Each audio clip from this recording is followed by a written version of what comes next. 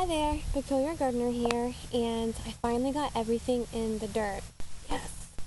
I wasn't quite sure about what to put in the holes with the sproutlets because I was told I should get the seaweed fish emulsion product that they didn't have at my local hardware store, which made me feel like everybody in the world had it and was using it and not me. But that's okay. That's a little bit excessive. I know that's not true, but that's how I felt at first. Like a failure. Anyway, it's okay. So I did not use that product. I know I kept talking about it and saying I wanted to get it, and I didn't get it. But what I did do was I dug my holes, and I used these two products that I already have, and I think I've already told you about. Here's the Biotone Starter Plus, which is an all-natural plant food, and it contains this M word and bacteria, and it helps prevent prevent transplant loss. Sorry, I'm totally trying to read through the camera and get a bug out of my eyelashes. Ew, gnarly. Sorry, am I good? Am I good? I hope so. I hope it's not in my eye. Okay, so anyway, it just promotes root growth, promotes bigger blooms, helps plants establish fast. So that's what I used because that's what I had, and I also used this Miracle Grow Shake and Feed, continuous release, all-purpose plant food. Feeds up to 3 months. And I read the back. It's for new and existing flower and vegetable garden beds, trees, and shrubs. So that's what I put in the hole before I put my sproutlets. And I feel good about it. I'm not going to stress about not having that seaweed fish emulsion stuff, although I've heard really wonderful, great things about it. Next year, I've never even fed my sprouts before I've planted them before. Wait, did I ever have sprouts? Yeah, I guess I did. I did a few times. But, so anyway, I feel like I'm already doing better this year than I did last year.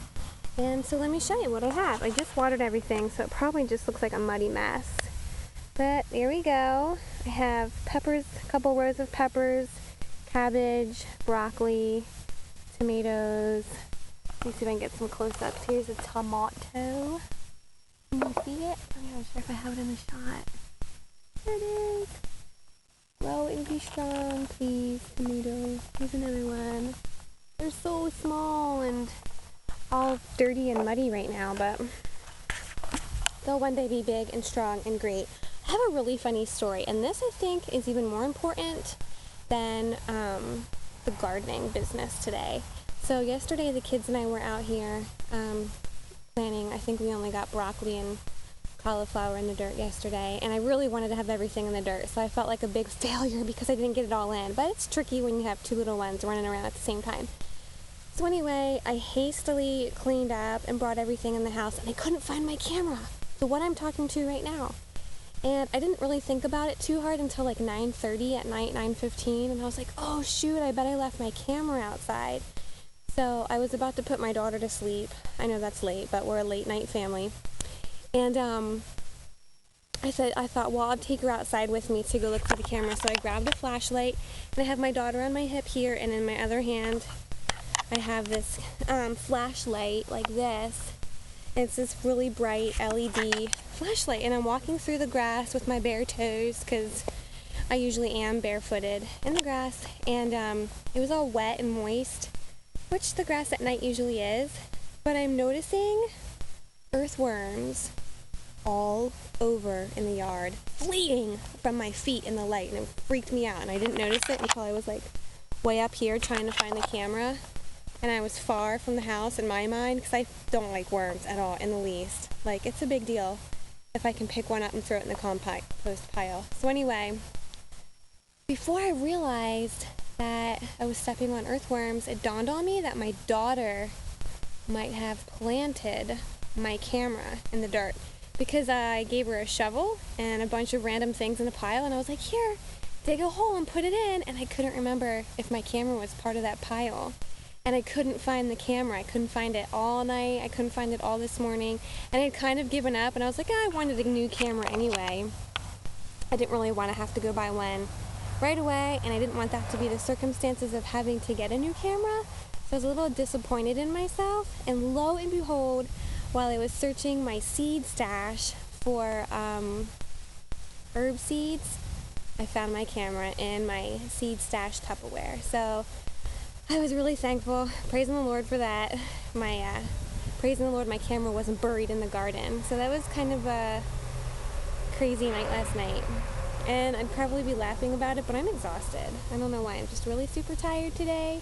I think my arms are burnt. If you're outside in the garden, put sunscreen on your arms, because I didn't. I think they're burnt right now. So anyway, I'm really excited that I have all my stuff in the ground, and the only thing about that is, that could be a bummer, but it's not, because it makes me excited, is I ran out of room.